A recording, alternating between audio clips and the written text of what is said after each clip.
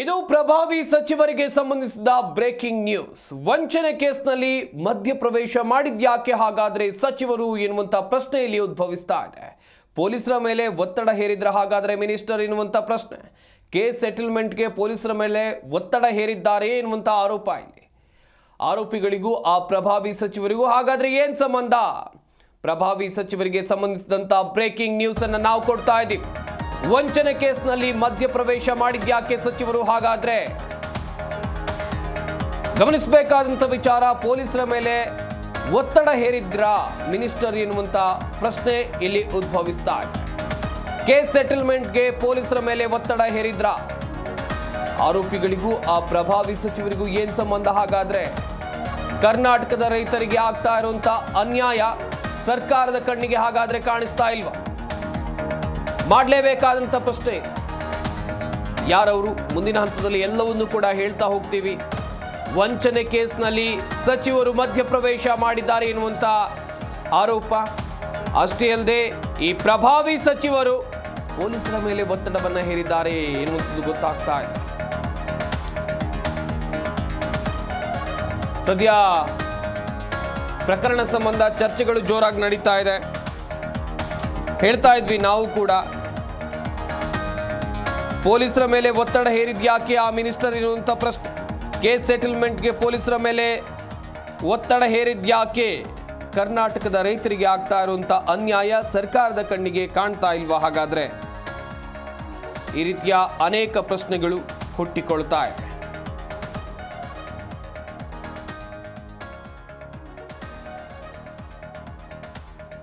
ಒಂದ್ ಕಡೆಯಲ್ಲಿ ಪ್ರಭಾವಿ ಸಚಿವರಿಗೆ ಸಂಬಂಧಿಸಿದಂತ ಬ್ರೇಕಿಂಗ್ ನ್ಯೂಸ್ ಅನ್ನು ನಾವು ನಿಮಗೆ ಕೊಡ್ತಾ ಇದ್ವಿ. ವಂಚನೆ ಕೇಸ್ನಲ್ಲಿ ಸಚಿವರು ಮಧ್ಯಪ್ರವೇಶ ಮಾಡಿದ್ದಾರೆ ಎನ್ನುವಂತ ಗಂಭೀರ ಆರೋಪ. ಪೊಲೀಸರ ಮೇಲೆ ಮಿನಿಸ್ಟರ್ ಒತ್ತಡವನ್ನ ಹೇರಿದ್ದಾರೆ ಎನ್ನಲಾಗ್ತಾ ಇದೆ. ಕೇಸ್ ಸೆಟಲ್ಮೆಂಟ್ಗೆ ಪೊಲೀಸರ ಮೇಲೆ ಒತ್ತಡವನ್ನ ಹೇರಿದ್ಯಾಕೆ ಎನ್ನುವಂತ ಪ್ರಶ್ನೆ, ಅನುಮಾನಗಳು ಈಗ ಹುಟ್ಟಿಕೊಳ್ತಾ ಇದೆ. ಹಾಗಾದ್ರೆ ಆ ಆರೋಪಿಗಳಿಗೂ ಪ್ರಭಾವಿ ಸಚಿವರಿಗೂ ಏನ್ ಸಂಬಂಧ? ಕರ್ನಾಟಕದ ರೈತರಿಗೆ ಆಗ್ತಾ ಇರುವಂತ ಅನ್ಯಾಯ ಸರ್ಕಾರದ ಕಣ್ಣಿಗೆ ಕಾಣಿಸ್ತಾ ಇಲ್ವಾ ಹಾಗಾದ್ರೆ? ಹುಟ್ಟಿಕೊಳ್ತಾ ಇರುವಂತ ಪ್ರಶ್ನೆಗಳು, ಆಗ್ತಾ ಇರುವಂತ ಚರ್ಚೆ ದೊಡ್ಡ ಮಟ್ಟದಲ್ಲೇ ಇದೆ.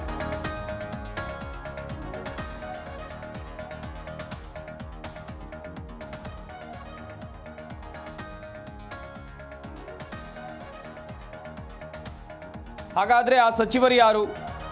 ಇಲ್ಲಿ ಪೊಲೀಸರ ಮೇಲೆ ಯಾವ ರೀತಿಯ ಅಂತ ಒತ್ತಡವನ್ನ ಹೇರಿದ್ರು, ಆ ಕೇಸ್ ಸೆಟಲ್ಮೆಂಟ್ ಏನು, ಎಲ್ಲವನ್ನೂ ಕೂಡ ನಾವು ನಿಮಗೆ ಎಳೆ ಎಳೆಯಾಗಿ ಹೇಳ್ತಾ ಹೋಗ್ತೀವಿ. ಸದ್ಯ ಪ್ರಭಾವಿ ಮಿನಿಸ್ಟರ್ ಎನ್ನುವಂಥದ್ದು ಗೊತ್ತಾಗ್ತಾ ಇದೆ. ಪ್ರಭಾವಿ ಮಿನಿಸ್ಟರ್ ಯಾರವರು? ಹೀಗೆ ಅನೇಕ ಪ್ರಶ್ನೆಗಳಿವೆ. ಎಲ್ಲವನ್ನೂ ಕೂಡ ಒಂದೊಂದಾಗಿ ಹೇಳ್ತಾ ಹೋಗ್ತೀವಿ.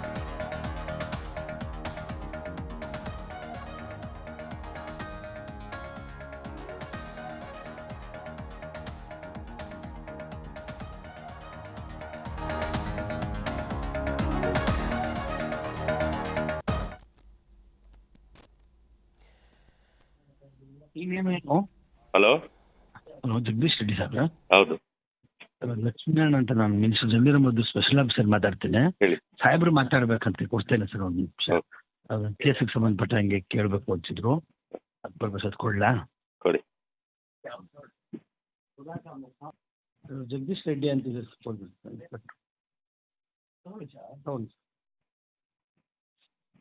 ಹಲೋ ಸರ್, ನಮಸ್ತೆ ಸರ್.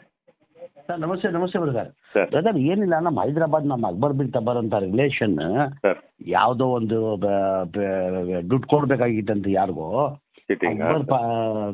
ಅಕ್ಬರ್ ಪಾಷಾ ಅಂತ ಏನು ಹೈದರಾಬಾದ್ ಇಂದ ಕರ್ಕೊಂಡ್ ಬಂದಿರಂತ ಏನು? ಹೌದು ಸರ್, ಅದೊಂದು ಚೀಟಿಂಗ್ ಕೇಸ್ ಆಗಿದೆ ಸರ್, ಇಲ್ಲಿ ಫೈರ್ ಆಗಿದೆ. ತಗೊಂಡಿರೋದು ನಿಜ. ಅವ್ನು ಹೇಳ್ತಾರ ನಂಗೆ ತಗೊಂಡಿಲ್ಲ ಅವರು. ಹಾಂ ಸರ್. ಒಂಚೂರು ಸಹಾಯ ಮಾಡಿ ಬ್ರದರ್, ನಾನು ಭಾಳ ಬೇಕಾಗಿರೋರು. ಸರಿ ಸರ್, ಸರಿ ಸರ್. ಏನು ಮಾಡಕ್ ಸಾಧ್ಯತೆ?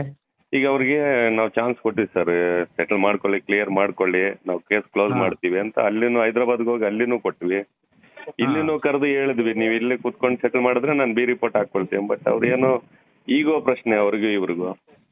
ಅವರು ಒಪ್ತಾ ಇಲ್ಲ, ಇವ್ರು ಒಪ್ತಾ ಇಲ್ಲ. ಒಂದು ಚಾನ್ಸ್ ಕೊಟ್ಟು ಸ್ವಲ್ಪ ದಿನ ಟೈಮ್ ಕೊಟ್ಟು ಬಂದೆ ಅವ್ರಿಗೆ ನಾವು ಈಗ ಸೆಟಲ್ ಮಾಡೋದಕ್ಕೆ ನಾವು ಅಪರ್ಚುನಿಟಿ ಕೊಡ್ತಾ ಇದೀವಿ ಸರ್. ಮಾಡ್ಕೊಳ್ಳಿ, ಅವ್ರು ಕಳ್ಸಿರೋದು ನಿಜಾನೇ, ತಗೊಂಡಿರೋದು ನಿಜ, ಅದು ಡಿನೇ ಮಾಡೋದಕ್ಕೆ ಡಾಕ್ಯುಮೆಂಟ್ ಇಲ್ಲ ತಗೊಂಡಿರೋದು ನಿಜ, ಕೊಟ್ಟಿರೋದು ನಿಜ. ಆಮೇಲೆ ಅವ್ನು ಹೇಳ್ದಂಗೆ ಅಷ್ಟು ದುಡ್ಡಿಲ್ಲ. ಅದು ಬಂದು ಕೂತ್ಕೊಂಡು ನನ್ನ ಮುಂದೆ ಹೇಳಿದ್ರೆ ನಾನು ಕ್ಲಿಯರ್ ಮಾಡ್ತಾ ಇದ್ದೆ ಸರ್. ಸುಮಾರು ಅಲ್ಲೂ ಹೈದರಾಬಾದ್ ಸೈಬರಾಬಾದ್ ಅಲ್ಲಿ ಇದೊಂದು ಅವಕಾಶ ಕೊಡಿ ಒಂದು ಸರ್. ಬರ್ಲಿ ಸರ್, ನಾನು ಸೆಟಲ್ ಕ್ಲಿಯರ್ ಮಾಡ್ಕೊಡ್ತೀನಿ sir. Okay okay sir, okay. Hello hello, Jagadish Reddy sir? ಹೌದು. ಲಕ್ಷ್ಮೀನಾರಾಯಣ ಅಂತ, ನಾನು minister Zameer Ahmed special officer ಮಾತಾಡ್ತೇನೆ. ಹೇಳಿ. ಸಾಹೇಬ್ರು ಮಾತಾಡ್ಬೇಕಂತ ಕೊಡ್ತೇನೆ ಸರ್ ಒಂದು ನಿಮಿಷ. ಕೇಸಿಗೆ ಸಂಬಂಧಪಟ್ಟ ಹಂಗೆ ಕೇಳಬೇಕು ಅಂತಿದ್ರು, ಅದು ಬರ್ಬೇಕು ಕೊಡ್ಲಾ? ಕೊಡಿ. ಜಗದೀಶ್ ರೆಡ್ಡಿ ಅಂತ.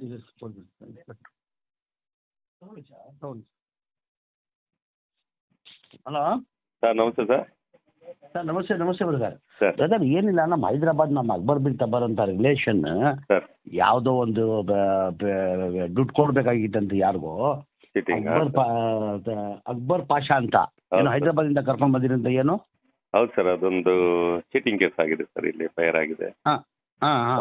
ತಗೊಂಡಿರೋದು ನಿಜ. ಅವ್ನು ಹೇಳ್ತಾರ ತಗೊಂಡಿಲ್ಲ ಅವರು. ಸರ್ ಒಂಚೂರು ಸಹಾಯ ಮಾಡಿ ಬ್ರದರ್, ನಾನು ಭಾಳ ಬೇಕಾಗಿರೋರು. ಸರಿ ಸರ್. ಏನ್ ಮಾಡಕ್ ಸಾಧ್ಯತೆ? ಈಗ ಅವ್ರಿಗೆ ನಾವು ಚಾನ್ಸ್ ಕೊಟ್ಟಿವಿ ಸರ್, ಸೆಟಲ್ ಮಾಡ್ಕೊಳ್ಳಿ, ಕ್ಲಿಯರ್ ಮಾಡ್ಕೊಳ್ಳಿ, ನಾವು ಕೇಸ್ ಕ್ಲೋಸ್ ಮಾಡ್ತೀವಿ ಅಂತ. ಅಲ್ಲಿನೂ ಹೈದರಾಬಾದ್ಗೆ ಹೋಗಿ ಅಲ್ಲಿನೂ ಕೊಟ್ವಿ, ಇಲ್ಲಿನೂ ಕರೆದು ಹೇಳಿದ್ವಿ, ನೀವು ಇಲ್ಲಿ ಕುತ್ಕೊಂಡು ಸೆಟಲ್ ಮಾಡಿದ್ರೆ ನಾನು ಬಿ ರಿಪೋರ್ಟ್ ಹಾಕೊಳ್ತೀನಿ. ಬಟ್ ಅವ್ರೇನೋ ಈಗೋ ಪ್ರಶ್ನೆ ಅವ್ರಿಗೂ ಇವ್ರಿಗೂ, ಅವ್ರು ಒಪ್ತಾ ಇಲ್ಲ, ಇವ್ರು ಒಪ್ತಾ ಇಲ್ಲ. ಒಂದ್ ಚಾನ್ಸ್ ಕೊಟ್ಟಿ, ಸ್ವಲ್ಪ ದಿನ ಟೈಮ್ ಕೊಟ್ಟು ಬಂದೆ. ಅವ್ರಿಗೆ ನಾವು ಈಗ ಸೆಟಲ್ ಮಾಡೋದಕ್ಕೆ ನಾವು ಅಪರ್ಚುನಿಟಿ ಕೊಡ್ತಾ ಇದೀವಿ ಸರ್. ಮಾಡ್ಕೊಳ್ಳಿ, ಅವ್ರು ಕಳ್ಸಿರೋದು ನಿಜಾನೇ, ತಗೊಂಡಿರೋದು ನಿಜ, ಅದು ಡಿನೇ ಮಾಡೋದಕ್ಕೆ ಡಾಕ್ಯುಮೆಂಟ್ ಇಲ್ಲ. ತಗೊಂಡಿರೋದು ನಿಜ, ಕೊಟ್ಟಿರೋದು ನಿಜ. ಆಮೇಲೆ ಅವ್ನು ಹೇಳ್ದಂಗೆ ಅಷ್ಟು ದುಡ್ಡಿಲ್ಲ. ಅದು ಬಂದು ಕೂತ್ಕೊಂಡು ನನ್ನ ಮುಂದೆ ಹೇಳಿದ್ರೆ ನಾನು ಕ್ಲಿಯರ್ ಮಾಡ್ತಾ ಇದ್ದೆ ಸರ್. ಸುಮಾರು ಅಲ್ಲೂ ಹೈದರಾಬಾದ್ ಸೈಬರಾಬಾದ್ ಅಲ್ಲಿ ಇದೊಂದು ಅವಕಾಶ ಕೊಡಿ ಒಂದು ಸರ್. ಬರ್ಲಿ ಸರ್, ನಾನು ಸೆಟಲ್ ಕ್ಲಿಯರ್ ಮಾಡ್ಕೊಡ್ತೀನಿ ಸರ್. Okay sir, okay.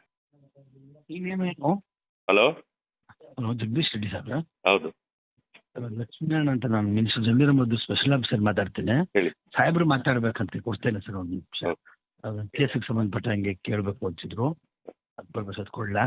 ಕೊಡಿ. ಜಗದೀಶ್ ರೆಡ್ಡಿ ಅಂತ.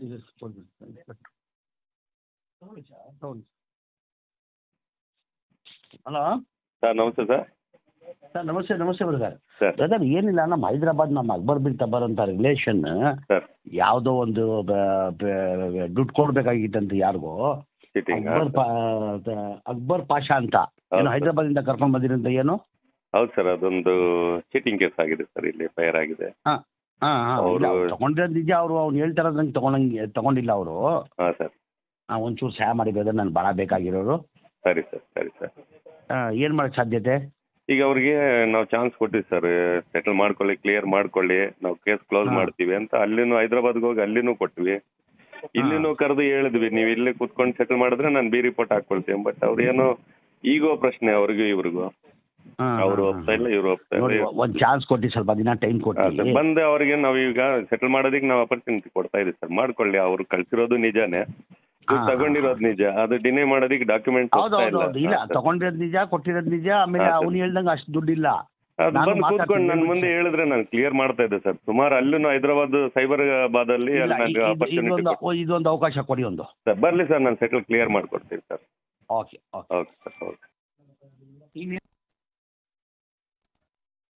ಸಚಿವ ಜಮೀರ್ ಅಹಮದ್ ಖಾನ್ PSI ಜಗದೀಶ್ ರೆಡ್ಡಿ ಅವರ ಜೊತೆಯಲ್ಲಿ ಮಾತನಾಡಿದ್ದಾರೆ ಎನ್ನಲಾದಂಥ ಆಡಿಯೋ ಇದು. ಹಾಗೆಯೇ ರಾಜ್ಯದ ರೈತರ ಪರ ನಿಲ್ಲಬೇಕಾದಂಥ ಸಚಿವರು ತೆಲಂಗಾಣ ವ್ಯಾಪಾರಿಗಳ ಪರ ನಿಂತ್ರ ಎನ್ನುವಂಥ ಪ್ರಶ್ನೆ ಇದು. ಗಮನಿಸ್ತಾ ಇರ್ಬೋದು, ಸಚಿವರ ಆಡಿಯೋ ಸಮೇತ ನಾವು ಇಲ್ಲಿ ಸಚಿವರು ಮಾತನಾಡಿದ್ದಾರೆ ಎನ್ನಲಾದಂಥ ಆಡಿಯೋ ಸಮೇತ ಸುದ್ದಿಯನ್ನು ನೀಡ್ತಾ ಇದ್ದೀವಿ. ಕರ್ನಾಟಕದ ರೈತರಿಗೆ ತೆಲಂಗಾಣ ವ್ಯಾಪಾರಿಗಳಿಂದ ವಂಚನೆ ಆಗ್ತಾ ಇದೆ ಎನ್ನುವಂಥ ಆರೋಪ.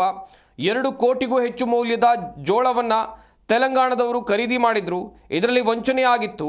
ವಂಚನೆ ಕೇಸ್ ಇದೆಯಲ್ಲ, ಇದರ ಆರೋಪಿಗಳ ಪರವಾಗಿ ಸಚಿವರಾಗಿರುವಂಥ ಜಮೀರ್ ಅಹಮದ್ ಖಾನ್ ಅವರು ನಿಂತಿದ್ದಾರೆ ಎನ್ನುವಂಥ ಆರೋಪ ಇದೆ. ಕೇಸ್ ಸೆಟಲ್ಮೆಂಟ್ ಮಾಡಿ ಅಂತೇಳಿ ಜಗದೀಶ್ ರೆಡ್ಡಿ ಅವರ ಜೊತೆಯಲ್ಲಿ ಸಚಿವರಾಗಿರುವಂಥ ಜಮೀರ್ ಅಹಮದ್ ಖಾನ್ ಅವರು ಮಾತನಾಡಿದ್ದಾರೆ. ಚಿಕ್ಕಬಳ್ಳಾಪುರದ ಪೇರಸಂದ್ರ ಠಾಣೆಯಲ್ಲಿ ಈ ವಂಚನೆ ಕೇಸ್ ದಾಖಲಾಗಿತ್ತು. ತೆಲಂಗಾಣ ವ್ಯಾಪಾರಿಗಳ ಪರ ಸೆಟಲ್ಮೆಂಟ್ಗೆ ಇಲ್ಲಿ ಸಚಿವರು ಮುಂದಾದರೆ ಎನ್ನುವಂಥ ಪ್ರಶ್ನೆ. ಹಾಗೆಯೇ ಚಿಕ್ಕಬಳ್ಳಾಪುರದ ಪೇರಸಂದ್ರ PSIಗೆ ಕರೆಯನ್ನು ಮಾಡಿದರು ಸಚಿವರಾಗಿರುವಂಥ ಜಮೀರ್ ಅಹಮದ್ ಖಾನ್. PSI ಜಗದೀಶ್ ರೆಡ್ಡಿಗೆ ಕರೆ ಮಾಡಿದರು ಸಚಿವರಾಗಿರುವಂಥ ಜಮೀರ್ ಅಹಮದ್ ಖಾನ್.